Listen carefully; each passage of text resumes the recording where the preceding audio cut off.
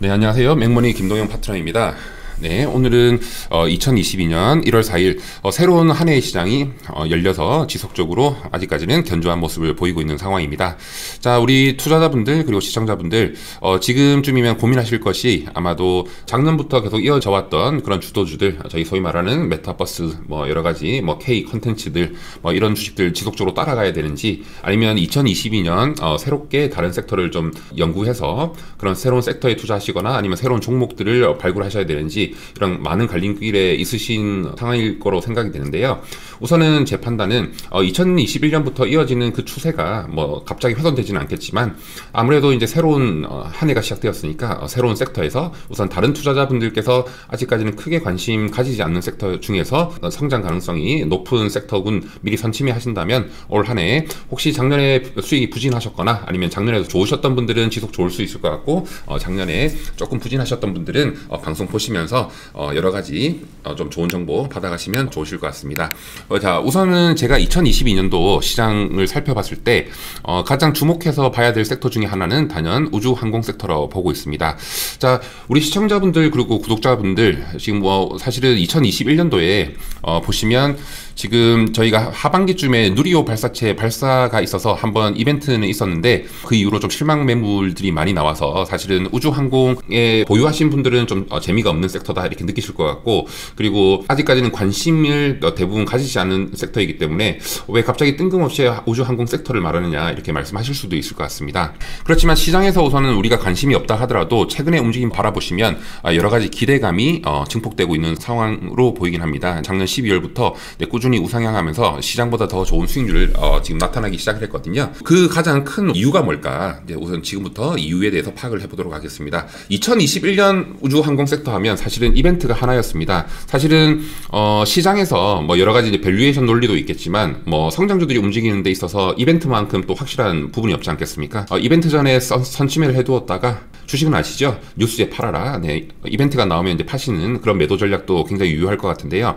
자, 올 한 해는 작년에는 사실은 굵직한 이벤트는 누리호 발사체 발사였다면, 올해는 굉장히 우주 항공에 관련된 이벤트가 좀 넘쳐나는 시대이다 이렇게 바라보시면 될 것 같습니다. 우선은 제가 전 세계적으로 굉장히 또 우주 항공 산업에 대해서 여러 가지 이슈들이 또 있지만, 우선은 저희는 국내 주식 위주로 투자를 하고 있기 때문에 올 한 해 우주 항공의 이벤트가 어떤 부분이 있는지 그것부터 정리하고 가시겠습니다. 우선 바라보시면 한국에서 드디어 첫 달 궤도선을 발사할 예정입니다. 네, 굉장히 좀 어떻게 보면 지금까지는 한국의 우주 항공 시스템 자체가 지구 궤도변으로 가는 여러 가지 정지 위성들 정도 날리는 발사할 정도 수준이었는데, 이제 드디어 이제 달에 도전을 하기 때문에 굉장히 시장에서 주목할 이슈일 것 같고요. 그리고 아쉽게도 조금 1차는 절반의 성공으로 규정을 했지 않습니까? 네, 그런 아쉬움을 뒤로 하고 우선은 올해 5월에 추진 예정인 누리호 2차 발사가 있고요. 그 다음에 차세대 중형 위성, 그리고 아리랑 675, 그리고 조금 더 관심 가지고 보는 부분이 우주 환경을 관측하는 나노위성 도요셋도 올해 발사 예정입니다. 최근에 보시면 주식시장에 좀 관심 있게 지켜보시는 분들은 우선은 지금 이슈가 되는 것이 바로 이런 부분들입니다. 저궤도 위성 사업자 인텔리안 테크부터 이제 움직이고 있는데요. 이런 저궤도 위성들, 그리고 저희가 우주 항공을 보시면 대표적인 주자 알고 계시죠? 한국항공우주 주식을 하신다면 모르실 분들이 없으실 정도로 아주 유명한 종목 되겠습니다. 그 다음에 좀 지속적으로 항상 우주 항공이 움직이면 그 테마의 중심에 서 있는 AP 위성 이런 종목들이 있는데요. 제가 올 한 해를 바라봤을 때는 우주 항공을 사실은 지금까지 투자자분들께서는 만약에 이렇게 보셨을 것 같습니다. 만약에 누리호가 만약에 발사에 성공한다면 크게 오를 거고, 아니면 발사체가 실패하면 빠지는 그런 섹터, 어떻게 보면 도박적인 섹터 아니냐 이렇게 보실 수 있을 것 같은데요. 우선은 지금까지는 사실은 그 위성을 날린다는 것이 어떻게 보면 과학적인 실험 그리고 우주에 대한 도전 이런 내용으로 보시면 될 것 같은데, 지금부터 사실은 위성 발사체는 필수적인 산업에 가까울 가능성이 굉장히 높다 이렇게 바라보시면 될 것 같습니다. 그 이유가 뭐냐? 결국은 저희가 이제 팬데믹을 거치면서, 저희 코로나 사태를 거치면서 여러 가지 이제 비대면 산업들이 이제 발전하고 있지 않습니까? 그 중에 메타버스 당연히 들어보셨을 것 같고요. 이런 메타버스라든지 비대면 사업이 더 성공적으로 그 산업이 더 발전하기 위해서는 어떤 인프라가 필요하겠습니까? 네, 단연코 빠른 인터넷 속도 그리고 전 세계를 커버하는 그런 인터넷 속도가 필수적일 겁니다. 지금까지 그러면 인터넷 인프라들은 어떻게 돼 있느냐? 지금 다른 유진투자증권에서 좋은 자료가 나와서 제가 참고 삼아서 이제 보여드리려고 하는데요. 현대 인터넷은 케이블 통신에 기반을 했습니다. 자, 바다에 케이블 깔아가지고 이렇게 연결을 하다 보니까요. 이렇게 하다 보면 어떤 좀 부족함이 있겠습니까? 네, 바다 해저에 있기 때문에 갑작스럽게 어떤 해양 생물들 그리고 어떤 지면의 이동에 따라서 단절돼 버리면 다시 인터넷 끊기는 문제도 있을 거고, 아무래도 이제 케이블에 들어오니까 이것들이 전부 다 이제 인터넷 데이터를 전송하는데 여러 가지 케이블로 돼 있으니까 분명히 저항들이 많을 겁니다. 그래서 때에 따라서는 속도가 늦다 이렇게 보실 수 있겠습니다.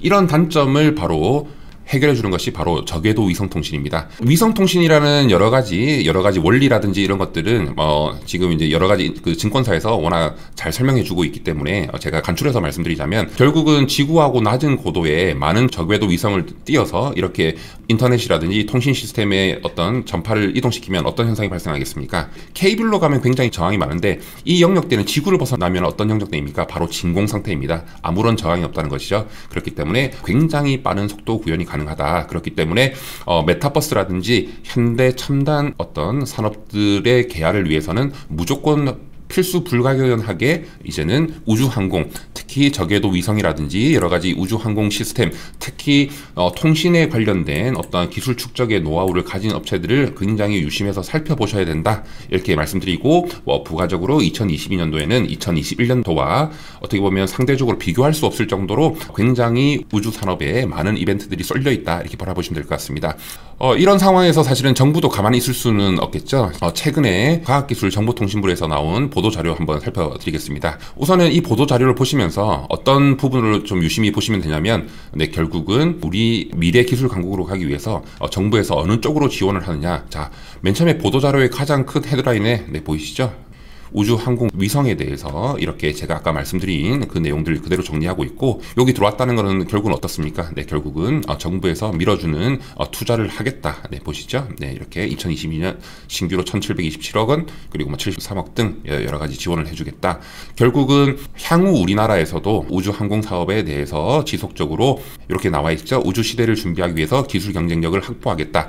정부도 사실은 뜬금없이 이런 정책들을 내놓는 것이 아니라 결국은 여기 보시면 6G라든지 점점 디지털 기술 패권을 선도하기 위해서는 굉장히 빠른 통신 서비스를 제공할 수 있는 인프라가 아주 필수적이기 때문에 어떻게 보면 6G라든지 우주 시대를 준비하는 것은 같은 맥락으로 보시면 될 것 같다. 그러니까 다시 한번 정리해 드리자면, 기존의 우주 항공은 어떻게 보면 우주에 대한 도전, 성스러운 도전으로 그치는 그 정도의 산업의 파급력이었다면, 다시 한번 말씀드리지만 지금부터는 빠른 인터넷 서비스가 없다면 지금 4차 산업, 저희가 소위 말하는 비대면 산업, 이 산업에서 우리나라가 다른 나라의 속도 경쟁에 따라갈 수 없기 때문에 그 속도 경쟁에서 이기기 위해서 정부에서 적극적으로 지원하는 섹터가 바로 우주항공 산업이 될 것이고, 2022년에는 2021년과 대비해서 굉장히 많은 우주 이벤트 이런 것들이 열려있다. 이렇게 보시면 될 것 같습니다. 그러면 여러 가지 종목들이 있는데요. 아까 한번 다시 정리해드리자면 저궤도 위성에는 인텔리안테크, 우주발사체에서는 한국항공우주, AP 위성은 위성 시스템 통신 단말기를 추진하는 사업자라 말씀드렸는데,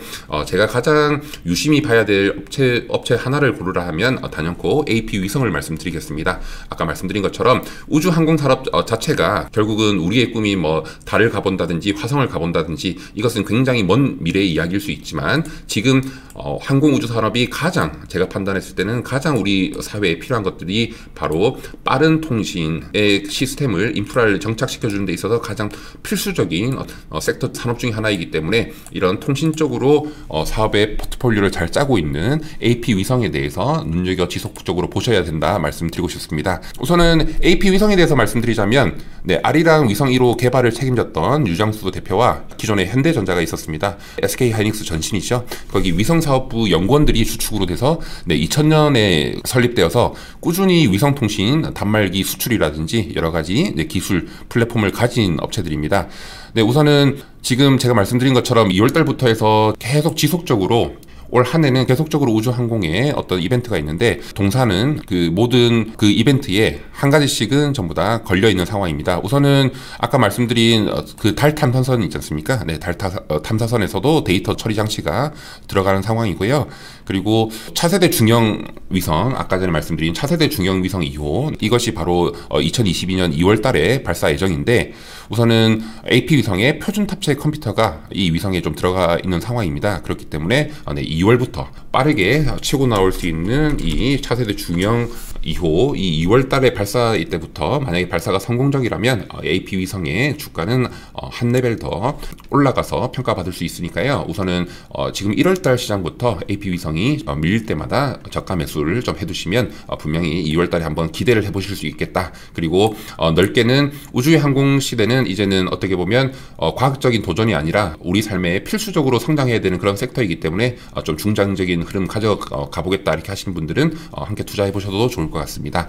자, 그러면 어느 시점에 매수하는 것이 좋을까? 뭐 제 생각할 때는 아직까지는 저희가 일봉상으로 보면 급등이 보이시긴 하시지만 네, 월봉상 자리에서는 크게 부담스러운 자리는 아닌데요. 기존의 흐름을 바라보신다면 동사의 그 상승할 때의 패턴이 보통 보면 전환선, 일목균형표, HTS에서 설정하시면 일목균형표 설정하시면 다 보이실 것 같은데요.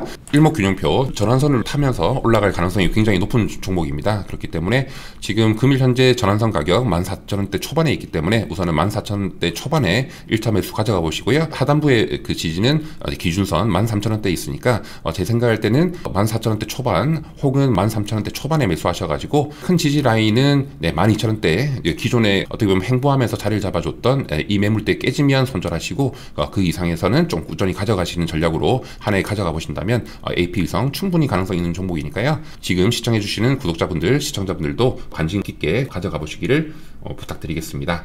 네, 지금까지 맥머니 파트너 김동형이었습니다. 감사합니다.